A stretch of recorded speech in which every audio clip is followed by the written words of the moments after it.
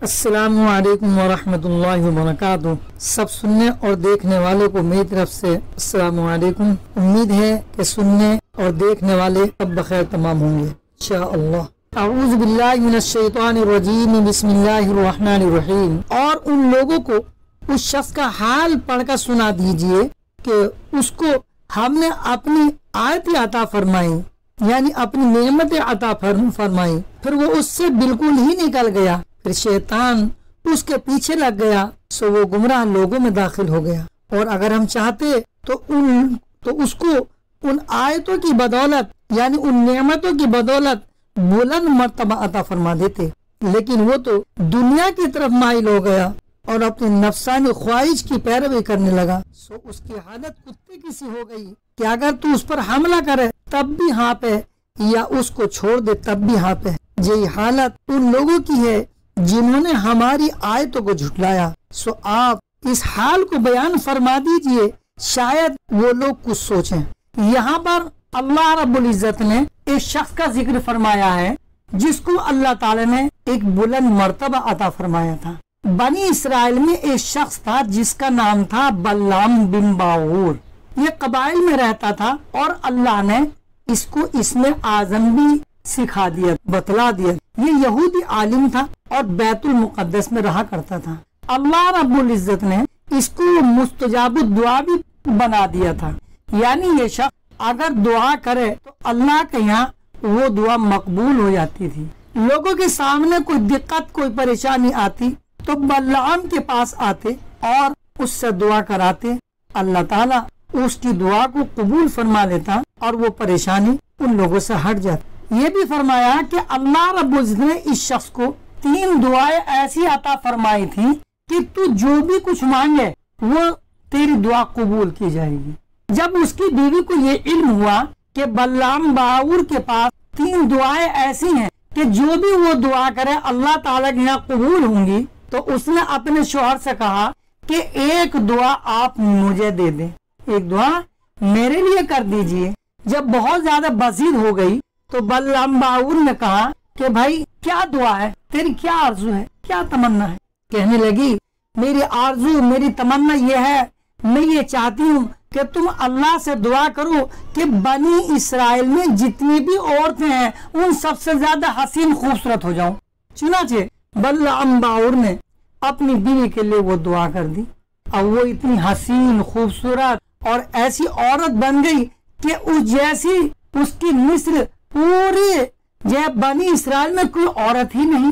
جب اس نے اپنا آپ کو یہ دیکھ لیا کہ میں اتنی خوبصورت ہوں تو اس کے دل کے اندر شیطانیت پیدا ہو گئی اور برائی میں مبتلا ہو گئی۔ بلعام باعور کا ایک لڑکا تھا، لڑکے نے کہا بابا جان یہ کیا ہو رہا ہے؟ بلعام باعور کو غصہ آیا اور غصے میں ایک اور دوسری جو دعا تھی وہ کر دی۔ وہ کیا؟ بلعام نے کہا کہ اللہ یہ جو میری بیوی ہے تو اس کو کتیا بنا دے۔ بس یہ کہنا تھا کہ کہاں تو اتنی حسین خوبصورت عورت تھی کہ پورے بنی اسرائیل میں نہ تھی، اب وہ کتیا بن گئی۔ لڑکے نے کہا ابا جان یہ تو بڑی رسوائی کی بات، ہمارے لیے بڑی ضلالت کی بات ہے کہ ہماری ماں کتیا بن گئی۔ ایسا ہے آپ دعا فرما دیجئے کہ میری ماں جیسی پہلے تھی ویسے ہی ہو جائے۔ چنانچہ بلعام باعور نے پھر دعا کی اور وہ جیسی تھی وہ ویسی کی ہو گئی۔ گویا کہ 3 دعائیں جو اللہ تعالی نے بلعام باعور کو عطا فرمائی تھی وہ ساری کی ساری یوں ہی بیکار ہو گئی، ایک دعا بھی کارگر نہیں ہو سکی۔ دیکھیے اللہ رب العزت نے یعنی کیسی نعمت عطا فرمائی، لیکن بلعام باعور نے اس کی قدر نہیں۔ سالم بن نضر کہتے ہیں کہ موسیٰ علیہ السلام شام سے جب بنی کنعان میں آئے تو بلعام کی قوم آ کر کہنے لگی کہ موسیٰ علیہ السلام اپنے قوم کو لے کر آئے ہوئے ہیں تاکہ ہمیں قتل کر دیں اور یہاں ان لوگوں کو آباد کریں، یعنی بنی اسرائیل کو۔ آپ مستجاب الدعا ہو، آپ اللہ تعالی سے ان کے لیے بد دعا کر دیجیے۔ بلعام باعور نے کہا یہ تمہاری کمبختی ہے، موسیٰ علیہ السلام اللہ تعالی کے نبی ہیں، ان کی مدد پر فرشتے بھی آتے ہیں اور مومن بھی آتے ہیں، میں کیسے بد دعا کروں؟ جو میں جانتا ہوں سو جانتا ہوں۔ لوگوں نے کہا پھر ہم کہاں رہیں گے، اور ہر وقت ہر آن عاجزی اور انکساری کرنے لگے، یہاں تک کہ لوگوں نے بلعام باور کو فتنے میں ڈال دیا۔ جب لوگوں نے زیادہ عاجز انکساری کی، چنانچہ ایک روز وہ ایک خچر پر سوار ہوا اور جبل حسبان کی طرف چلنے لگا۔ پہاڑ جس کا نام حسبان ہے وہ اس پر جانے لگا تاکہ وہاں پر پہنچ کر یہ دیکھے کہ موسیٰ علیہ السلام اور ان کے ساتھ جو بنی اسرائیل ہیں ان کا نظارہ کریں، اور وہاں جانے کے بعد موسیٰ علیہ السلام اور بنی اسرائیل کے لیے بد دعا کریں۔ جب جبل حسبان کی طرف چلنے لگا، کچھ دور چلنے کے بعد خچر بیٹھ گیا، اس کو مارا پیٹا، بڑی مشکل سے خچر کھڑا ہوا، چلنے لگا، کچھ دور چلا پھر بیٹھ گیا، یہاں تک کہ 3 مرتبہ ایسا ہی ہوا۔ پھر اللہ تعالی نے اس جانور کو گویائی عطا فرمائی اور کہنے لگا بلعام تو مجھے کدھر لے جا رہا ہے، کیا نہیں جانتا کہ فرشتے میرے سامنے ہیں، مجھے پیچھے کی طرف دھکیل رہے ہیں۔ تو اللہ کے نبی اور مومنین پر بددعا کے لیے جا رہا ہے لیکن وہ باز نہیں آیا۔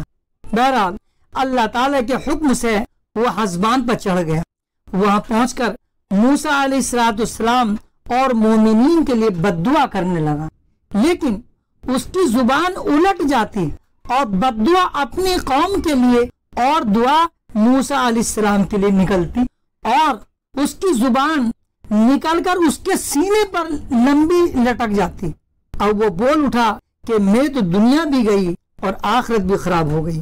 لوگ کہنے لگے کہ بلعام یہ کیا کر رہے ہو، بددعا تو موسیٰ علیہ السلام کو دینی چاہیے، آپ ہمیں کو بددعا دے رہے ہو، اب موسیٰ علیہ السلام کے لیے دعا نکل رہی ہے۔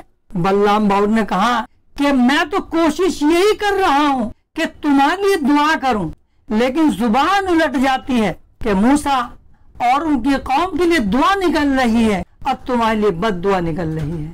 جبکہ بلعام باور کو چاہیے تھا کہ موسیٰ علیہ السلام کا ساتھ دیتا، جیسا اللہ تعالیٰ نے اس کو رتبہ عطا فرمایا تھا، لیکن ایسا نہ کیا بلکہ دنیا کی طرف لپک گیا۔ اور دوسرے کے فرمایا کہ موسیٰ علیہ السلام نے اس کو جو ہے مدین کی طرف تبلیغ کے لیے بھیجا، وہاں کے بادشاہ نے اس کو اپنا بنا لیا اور اس پر بہت سرفرازیاں کی، چنانچہ بلعام باور نے اس بادشاہ کا دین ہی اختیار کر لیا اور دین موسیٰ کو چھوڑ بیٹھا، یعنی دنیا کی خاطر اس نے اپنی آخرت خراب کر لی۔